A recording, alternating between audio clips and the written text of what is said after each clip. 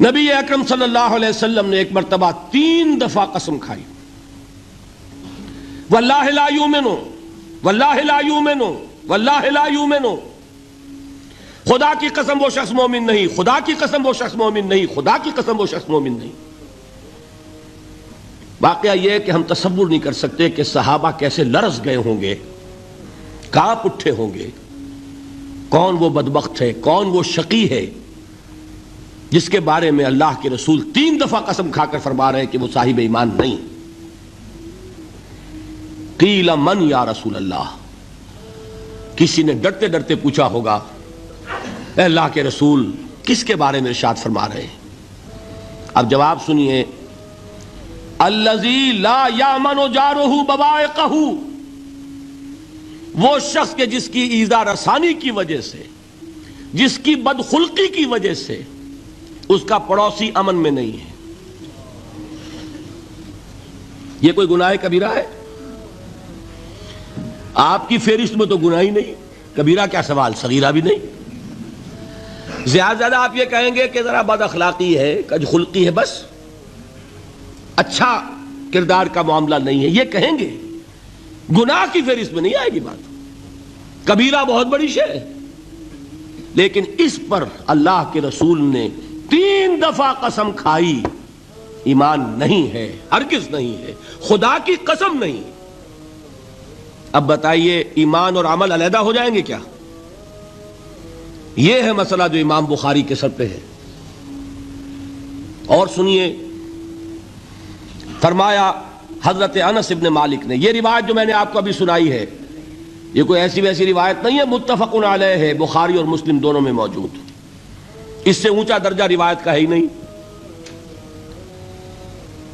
راوی کون؟ ابو ہریرہ رضی اللہ تعالی، ان کی والدہ لے کر حاضر ہو گئیں، یہ بچہ حضور آپ کی خدمت میں رہے گا، آپ کی خدمت کرے گا، آپ کے پاس رہے گا، ٹھیک ہے۔ وہ حضور کے خادم خاص ہیں، جیسے ذاتی کوئی ہوتا ہے معاملات میں مدد کرنے والا، خدمت کرنے والا، وہ ہیں انس ابن مالک۔ کیونکہ ان کا تعارف ہو گیا ہے رضی اللہ تعالیٰ عنہ، تو ایک بات پہلے اور سنا دوں، جو بچہ اپنے اس بچپن سے لے کر 9 برس کی عمر تھی جب آئے حضور کے پاس، انتقال کے وقت عمر کتنی ہوگی؟ 19 برس، 10 برس حضور کی خدمت میں رہے۔ پہلے تو حضور کے اخلاق کی جو گواہی وہ دے رہا ہے وہ اس کی زبان سے سنیے کہ میں 10 برس حضور کی خدمت میں رہا، کسی بات پر ڈانٹنا تو کجا، حضور نے کبھی مجھ سے یہ بھی نہیں فرمایا کہ اے انس تم نے وہ کام کیوں نہیں کیا۔ یہ ہے ایک آقا کی حیثیت سے محمد الرسول اللہ صلی اللہ علیہ وسلم کا اخلاق۔ اگر نہیں کیا خود کر لیا، کوئی ڈانٹ ڈپٹ نہیں، حالانکہ بچے ہیں، بچوں کو ویسے بھی ڈانٹ ڈپٹ دیا جاتا ہے، لیکن نہیں۔ اب ان صحابی کی ایک گواہی سنیے، قلما خطبنا رسول اللہ صلی اللہ علیہ وسلم الا قال، فرماتے ہیں کہ شاذ ہی کبھی ایسا ہوا ہوگا کہ حضور نے کبھی خطبہ ارشاد فرمایا ہو اور اس میں یہ الفاظ نہ ہو۔ الفاظ سمجھ رہے؟ جب بھی خطبہ دیتے تھے آپ یہ الفاظ ضرور فرماتے تھے، شاذ کبھی رہ جائے تو رہ جائے، قلما خطبنا رسول اللہ صلی اللہ علیہ وسلم الا قال، کیا فرمایا؟ لا ایمان لمن لا امانت لہ ولا دین لمن لا عہد لہ، جس شخص میں امانت داری نہیں اس کا کوئی ایمان نہیں، جس میں ایفاء عہد نہیں اس کا کوئی دین نہیں۔ بنا پھرتا ہو وہ دیندار، بنا پھرتا ہو وہ صاحب ایمان اور امتی حضور کا، امانت داری نہیں تو ایمان نہیں، ایفاء عہد نہیں تو دین نہیں۔ اس کا فرمان ہے، کسی آج کے زمانے کے مفتی کی بات نہ سمجھ لیجئے گا کہ جس کو آسانی سے آپ چاہیں تو رد کر دیں، یہ محمد الرسول اللہ صلی اللہ علیہ وسلم کا فرمان ہے۔ اور سنیے پھر ایک متفق علیہ روایت بخاری اور مسلم کی، راوی پھر کون ہے؟ ابو ہریرہ رضی اللہ تعالیٰ عنہ، فرماتے حضور نے ارشاد فرمایا لا یزنی الزانی حین یزنی وہو مومن ولا یسرق السارق حین یسرق وہو مومن ولا یشرب الخمر حین یشرب وہو مومن کوئی زانی حالت ایمان میں زنا نہیں کرتا. کیسے ممکن ہے؟ ایمان ہو اور زنا ہو جائے، پھر وہ ایمان دھیلے کا ہوا؟ کیا قدر و قیمت اس ایمان کی؟ وہ تو اٹھا کر پھینک دینے کی چیز ہے. ایمان اور اخلاق پہ اثر انداز نہ ہو، ایمان اور کردار کو نہ بدلے، ایمان اور عمل کو نہ بدلے تو کس مرض کی دوا؟ پھینکو اٹھا کر. نہیں ممکن کہ ایمان ہو اور زنا ہو، نہیں ممکن کہ ایمان ہو اور چوری ہو. لا یسرق السارق حین یسرق وہو مؤمن. کوئی چور حالت ایمان میں چوری نہیں کرتا، کوئی شرابی حالت ایمان میں شراب نہیں پیتا. ولا یشرب الخمر حین یشرب وہو مؤمن. کوئی شراب پینے والا وہ مومن نہیں ہوتا جب وہ شراب پی رہا ہوتا ہے، اس وقت اس کے دل سے ایمان نکل جاتا ہے. اب دیکھیے یہاں کیا میں نے کل بتایا تھا نا، مغالطے کیا ہو گئے؟ مغالطے یہ ہو گئے کہ اس کو سمجھ لیا قانونی بات. یہ قانونی بات نہیں ہے، وہ قانونی ایمان کی بات نہیں ہو رہی، یہ حقیقی ایمان کی بات ہو رہی. قانونی ایمان کی بات ہو تو یہ کافر ہو گیا. پھر کافر نہیں ہے.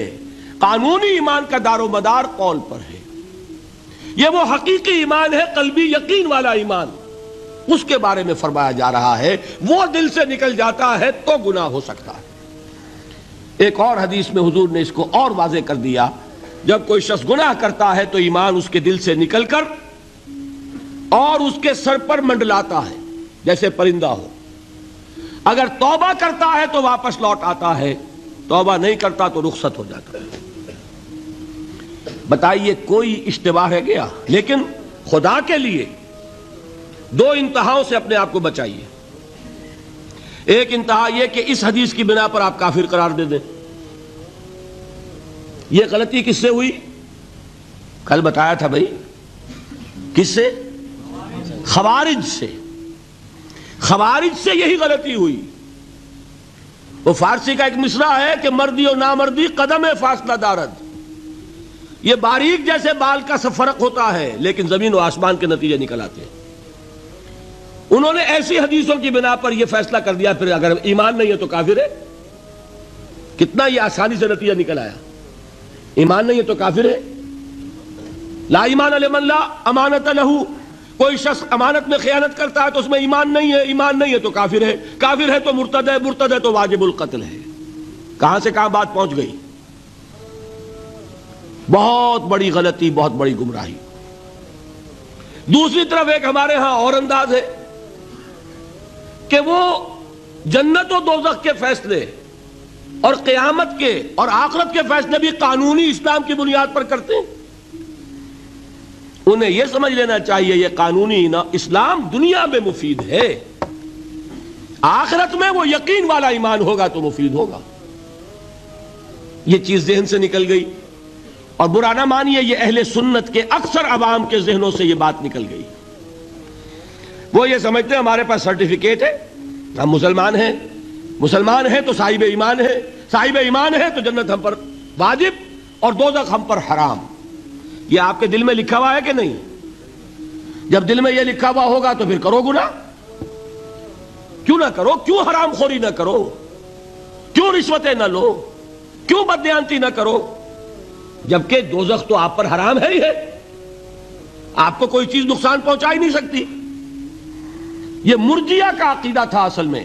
یہ دوسری انتہا تھی جو آج اہل سنت کے اکثر لوگوں کے دلوں میں بات بیٹھ گئی، عوام کے اندر، جہلا کے اندر. ان دونوں چیزوں سے بچیے. تیسری ایک غلطی کی اہل تشیع نے. انہوں نے کیا غلطی کی؟ ایمان اور اسلام کے فیصلے دنیا میں کرنے لگ گئے. فلاں مومن تھے، باقی سب مسلم ہی تھے اور باقی سب منافق ہی تھے. یہ فیصلہ کرنے کا کسی کو اختیار نہیں. دنیا میں فیصلہ صرف یہ ہوگا کہ کافر تھا یا مسلمان، چھٹی. تیسری کیٹیگری آپ طے نہیں کر سکتے، اس لیے کہ قانونی اصطلاحات یہی دو ہیں. سمجھ لیجئے ان باتوں کو. مجھے کوئی دھواں دھار تقریر نہیں کرنی، بات سمجھانی ہے. دیکھیے قانونی سطح پر انسانوں کی تقسیمیں ہوں گی صرف دو، یا مسلم یا غیر مسلم. یہ ہے قانونی تقسیم. اب جو مسلم ہے وہ مومن بھی ہو سکتا ہے، وہ منافق بھی ہو سکتا ہے، بات سمجھ رہے؟ لیکن منافق کوئی قانونی اینٹی نہیں ہے. دنیا میں ہم کسی کو منافق نہیں کہہ سکتے. ہاں حضور کہہ سکتے تھے، حضور کو اللہ نے علم دیا تھا، لیکن حضور نے بھی ایسی پہرے داری کی ہے کہ کسی ایک شخص کے بارے میں بھی نہیں فرمایا کہ یہ منافق ہے. یہاں تک کہ جس کے بارے میں علم نشرہ ہو چکا تھا، عبداللہ ابن ابی، اس کی بھی نماز جنازہ پڑھا دی کہ نہیں پڑھا دی؟ نماز جنازہ کافر کی پڑھی جاتی ہے یا مسلمان کی؟ اس کا مطلب ہے عبداللہ ابن ابی کو بھی حضور نے آخری وقت تک مسلمان تسلیم کیا. منافق جو بھی ہے وہ اپنے اندر ہے، اللہ کے ہاں جا کر کھلے گا. فار آل لیگل پرپزز اے منافق از اے مسلم. بات سمجھ میں آئی؟ اس لیے کہ لیگل اینٹیز دو ہی ہے، کافر اور مسلم. تیسری اینٹی کوئی لیگل نہیں ہے، تیسری کوئی حیثیت قانونی نہیں ہے. اب ایک جو مسلم ہے وہ مومن بھی ہو سکتا ہے، منافق بھی ہو سکتا ہے. اس کا فیصلہ کہاں ہوگا؟ اللہ کے ہاں.